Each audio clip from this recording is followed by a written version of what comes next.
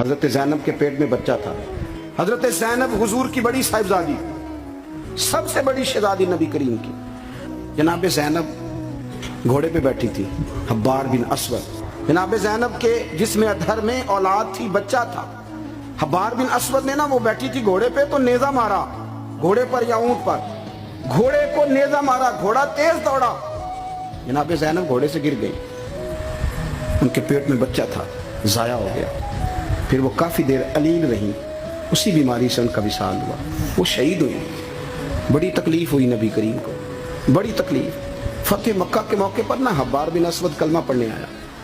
سیرت ابن حشام والے کہتے ہیں جب وہ آیا تو اس نے چہرے پہ کپڑا رکھا ہوا ہے. نبی کریم علیہ السلام کی بارگاہ میں حاضر ہوا, تو حاضر ہو کے نا عرض کرنے لگا, یا رسول اللہ صلی اللہ علیہ وسلم کو بہت بڑا دشمن بھی آیا تو معاف کر دیتے ہو.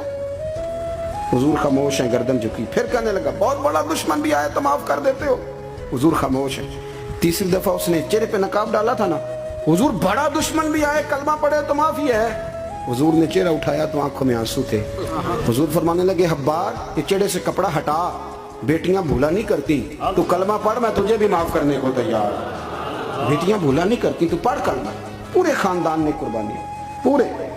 حضرت سیدہ فاطمہ الزہرا سے کسی نے پوچھا تھا, بی بی صاحبہ دین کے لیے سب سے پہلے آپ کو کب تکلیف اٹھانی پڑی؟ تو فاطمہ فرماتی, میں چھوٹی سی تھی جب میری اماں وصال کر گئے, اور جب جناب ابو طالب وصال کر گئے تو مجھے کسی نے پہلے دن جب میں نے یہ تکلیف دیکھی, اور صحیح کسی نے مجھے آ کے بتایا کہ فاطمہ نبی پاک علیہ السلام نا حرم کعبہ میں سجدے میں تھے. اونٹ کی اوجڑی بڑی وزنی ہوتی ہے, حضور سجدے میں تھے. ابو جہل نے دو لوگوں سے کہا تو انہوں نے اونٹ کی اوجڑی لا کے نا نبی پاک کے سر پہ رکھ دیا. حضور علیہ السلام ساری قوتوں کے مالک ہیں, لیکن بظاہر حضور سر اٹھاتے ہیں تو تکلیف ہوتی ہے. فاطمہ نہ ابو بکر صدیق مکے میں ہیں, نہ مولا علی موجود ہے, تو آپ چلیں گی؟ بی بی صاحبہ کہتی ہے, میں اس عمر میں چہرے پہ نقاب ڈال کے نکلی, اس عمر پہلے دن نکلی. اماں چلی گئیں, پہلے دن میں نکلی, اور جب میں حرم کعبہ میں گئی تو میں نے لوگوں کو اپنے باپ پر معاذ اللہ ہنستے ہوئے دیکھا. کہتی میں نے کھینچ کے اجڑی حضور کی اتاری, نبی کریم نے میرا چہرہ دیکھا تو حضور رو پڑے. فاطمہ تو کیسے آئی؟ حضور مجھے اطلاع ملی. سیدہ پاک کہتی ہے, میں نے حضور کو انگلی تھامی نبی پاک, اور میں حضور کو آب زمزم کے کنویں پہ لائی.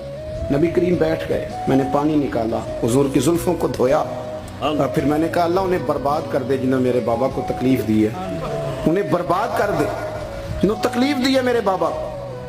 حضرت ابو ہریرہ فرمایا کرتے تھے, جن کے لیے سیدہ نے اس دن دعا کی تھی وہ سارے بدر میں مارے گئے, سارے بدر میں قتل ہوئے. ایک ایک شخص نے تکلیف سے حساب, ایک ایک شخص. نبی کریم علیہ السلام کی چاروں بیٹیوں نے, پتہ ہے آپ کو, دو بیٹیاں ابو لہب کے 2 بیٹوں سے بیائی گئی تھی. وہ جتنا لوگ بلیک میل کر سکتے ہیں نا, ایک تکلیف ہوتی ہے جسمانی, ایک نفسیاتی ہوتی ہے, کسی کو تنگ کرنا, اذیت دینا, بچوں کی طرف سے, ماں باپ کی طرف سے, وہ جو نفسیاتی تکلیف ہوتی ہے وہ آدمی کو بڑا کمزور کر دیتا ہے. ابو لہب نے پیغام بھیجا کہ یہاں دین کی تبلیغ چھوڑ دیں ورنہ بیٹیوں کو طلاق دے دی جائے گی.